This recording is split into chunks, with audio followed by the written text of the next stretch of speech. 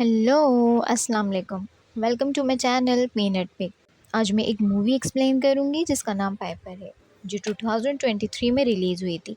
तो बिना time waste किए चलते हैं मूवी की तरफ। कहानी के स्टार्ट में हम कैथरीन नामी औरत को फ़ोन पर बात करते हुए सुनते हैं, जो मुसलसल म्यूज़िक नोट्स देने से इनकार कर रही होती है। वो कहती है कि ये म्यूज़िक शैतानी है, इसे कोई भी नहीं सुन पाएगा। जिस पर दूसरी तरफ से वो आदमी मुसलसल वो नोट्स मांग रहा होता है, जिस पर कैथरीन साफ इनकार कर देती है और वो नोट्स जलाने की कोशिश करती है। वो नोट्स को घर से बाहर ले जाकर जला देती है कि अचानक उसे किसी की मौजूदगी का एहसास होता है। वो देखती है तो उसे सामने उस ईविल एंटिटी की आंखें नज़र आती हैं, जिसके बाद वो कैथरीन पर अचानक हमला कर देती है और उसे जला देती है। कैथरीन के मरने के बाद हम देखते हैं कि बारिश हो जाती है और आग बुझ जाती है, जो कैथरीन ने नोट्स को जलाने के लिए लगाई होती है, जिसका मतलब था कि वो नोट्स अब भी मौजूद हैं। नेक्स्ट सीन में एक ऑर्केस्ट्रा दिखाया जाता है, जहां हम मेल और उसकी बेटी जोए को देखते हैं। वहीं उस ऑर्केस्ट्रा के मालिक को दिखाया जाता है, जो कि कैथरीन के मरने से पहले कैथरीन से वो नोट्स मांगता है ताकि अपने ऑर्केस्ट्रा के रेडियो टेलीकास्ट पर वो म्यूज़िक प्ले करे। लेकिन कैथरीन के मरने के बाद उसे अपने ऑर्केस्ट्रा के रेडियो टेलीकास्ट के लिए नया म्यूज़िक चाहिए था, जिसके लिए ऑर्केस्ट्रा के सभी म्यूजिशियन कोशिशें कर रहे होते हैं। इसके बाद मेल अपने बॉस के पास कुछ म्यूज़िक नोट्स लेकर आती है, जो उसने खुद बनाया था, लेकिन उसके बॉस को उसका बनाया हुआ म्यूज़िक कुछ खास पसंद नहीं आता। नेक्स्ट सीन में हम मेल को परेशान देखते हैं, जहां हमें पता लगता है कि जोए डेफ है। यहाँ वो जोए को यकीन दिलाती है कि वो बहुत जल्द उसे एक अच्छे डॉक्टर के पास लेकर जाएगी। मेलरी फिर से अपने बॉस के पास जाती है, जहाँ वो कहती है कि उसने अपने नोट्स में कुछ चेंजेस किए हैं, लेकिन उसके बॉस कहते हैं कि हम फ्रैंकलिन के म्यूज़िक को सेलेक्ट कर चुके हैं। वो जानता था कि मेल अपनी बेटी के लिए परेशान है, तो वो इसकी परेशानी से फ़ायदा उठाते हुए मेल को कंसर्टो ढूंढने को कहता है, जिस पर वो राज़ी हो जाती है और कैथरीन के घर जाती है, जहां उसे कैथरीन की बहन एलिस मिलती है और वो उसे वो म्यूज़िक नोट्स देने से साफ इनकार कर देती है। और उसी कंसर्टो की वजह से कैथरीन की मौत हुई है। लेकिन मेल को उस कंसर्टो की ज़रूरत थी, इसलिए वो छुप के कैथरीन के घर में दाखिल हो जाती है। कंसर्टो ढूंढते हुए उसे शीशे में किसी का साया नज़र आता है, जिसे वो इग्नोर कर देती है। बिलाखिर उसे वो म्यूज़िक नोट्स मिल जाते हैं और साथ में 2 म्यूज़िक टेप्स भी मिलते हैं, जिन्हें वो प्ले करके सुनने लगती है और फिर वो नोट्स और म्यूज़िक टेप्स को लेकर जाने लगती है। वो कार में बैठती है कि उसे अंदाज़ा होता है कि वो कार की चाबियां अंदर भूल आई है, जिन्हें लेने के लिए वो वापस जाती है, तो उसे वहाँ किसी का शेडो नज़र आता है। वो भागकर कार में आ जाती है, जहाँ उसे दोबारा वो शेडो नज़र आता है। वो जब अपने बॉस को वो नोट्स देती है, तो वो कहते हैं कि इसकी तीसरी मूवमेंट इनकम्प्लीट है, जिस पर मेल कहती है कि वो उसे कंप्लीट कर लेगी। मेल तीसरी मूवमेंट पर काम कर रही होती है और वो टेप सुनती है, जिसके बाद उसे विजन्स आते हैं और अचानक अपने हेडफोन्स उतार देती है, तो उसकी नज़र नोट्स पर पड़ती है, जो कि कंप्लीट होते हैं। टेप के आखिर में उसे कुछ अजीब सी आवाज़ आती है, जिसे समझने के लिए वो अपने दोस्त फिलिप के पास जाती है, जो एक डिजिटल ऑडियो स्टेशन पर काम करता था।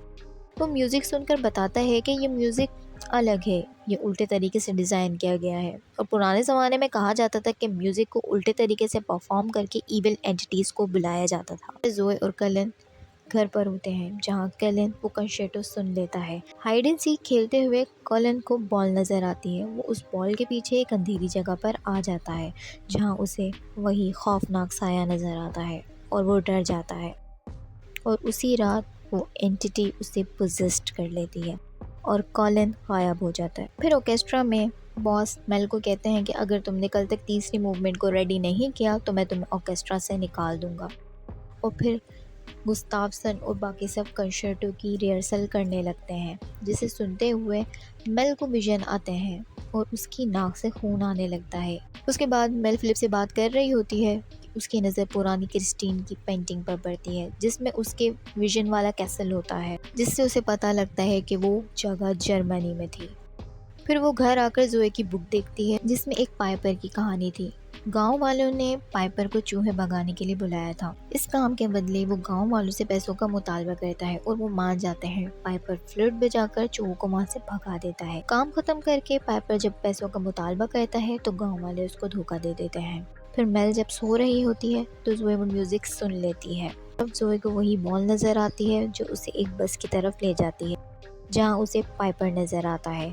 वो जोए को कंट्रोल करने के लिए फ्लूट बजाता है लेकिन उसे सुनाई नहीं देता, तो शायद वो इस वजह से पोजेस नहीं होती। वो ये सारी बात मेल से शेयर करती है कि उसने वो म्यूज़िक सुना नहीं है लेकिन फ़ील किया है, और कलिन भी वही म्यूज़िक सुनने के बाद गायब हुआ था। मेल उन नोट्स को एक बॉक्स में परेशान होकर रख देती है, जिसके बाद उसे कबर्ड से आवाज़ आने लगती है। वो ये देख ही रही होती है कि वो एंटिटी उस पर हमला कर देती है। शोर सुनकर जोए बाहर आती है तो मेल वही नोट्स कंप्लीट कर रही होती है, बहुत अजीब तरीके से। और फिर मेल को दिखाया जाता है कि वो पोजेस्ड हो गई है, लेकिन अचानक ही जोए वो नोट्स फाड़ देती है और मेल होश में आ जाती है। मेल के बॉस नोट्स ना कंप्लीट होने पर नोट्स कंप्लीट करने की जिम्मेदारी फ्रैंकलिन को दे देते हैं और मेल को ऑर्केस्ट्रा से निकाल देते हैं। मेल गुस्ताफसन को वो म्यूजिक प्ले करने से मना करती है। मेल वहाँ से जा ही रही होती है कि उसकी नज़र नैन्सी पर पड़ती है। वो नैन्सी का पीछा करती है।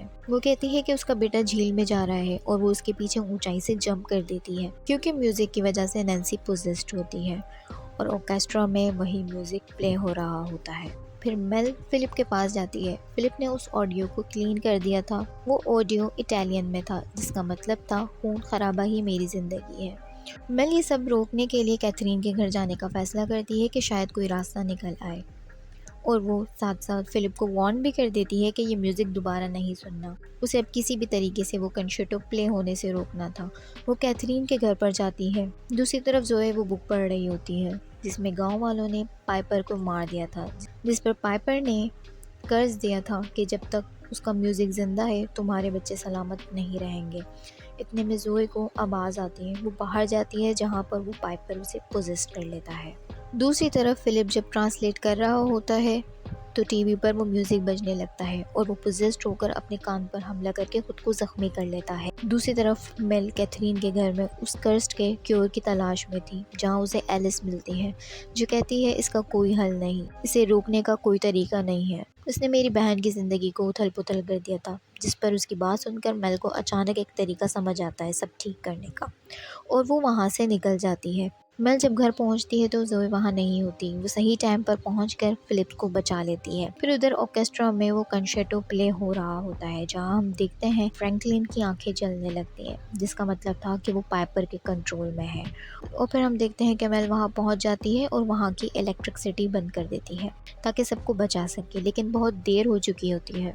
वो पाइपर फ्रैंकलिन के अंदर से निकलकर बाहर आ जाता है और गुस्ताफसन को मार देता है, और वो फ्लर्ट उठाकर बजाने लगता है, जिससे हॉल में मौजूद बच्चे उसके पीछे एक दरवाजे से अंदर जाने लगते हैं, जो कि अचानक से कंसर्टो ख़त्म होने के बाद हमें स्टेज पर नज़र आता है।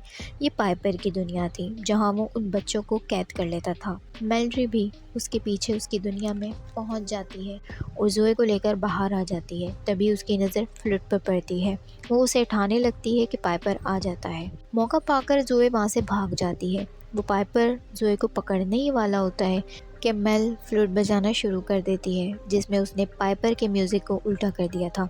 ऐसा करने से पाइपर कमज़ोर हो जाता है और उसकी बॉडी चूहे खाने लगते हैं। पाइपर के मरते ही वो सब बच्चे पाइपर की दुनिया से वापस आ जाते हैं, जिनमें कॉलिन भी मौजूद था, और पाइपर की दुनिया का दरवाज़ा बंद हो जाता है। ऐसा लगता है कि पाइपर का किस्सा ख़त्म हो गया, लेकिन फिर कुछ अरसे बाद हम जोए को म्यूज़िक क्लास लेते हुए देख। वहीं मेल फिलिप को बताती है कि इन बच्चों को अपने साथ होने वाला कोई हादसा याद नहीं, ना ही जोए को कुछ याद है। वहीं जोए अपनी मिस को कहती है कि मैंने एक म्यूज़िक बनाया है जो कि एक पुराने म्यूज़िक से इंस्पायर है, लेकिन ये एकदम नया है। वहीं जोए के हाथ में फ्लूट दिखाई जाती है और उसकी आंखें वैसे ही चमकने लगती हैं जैसे पाइपर की चमकती थी। तो फिर कैसी लगी आपको आज की मूवी एक्सप्लेनेशन, मुझे कमेंट बॉक्स में ज़रूर बताइएगा। वीडियो को लाइक और चैनल को सब्सक्राइब करना मत भूलिएगा।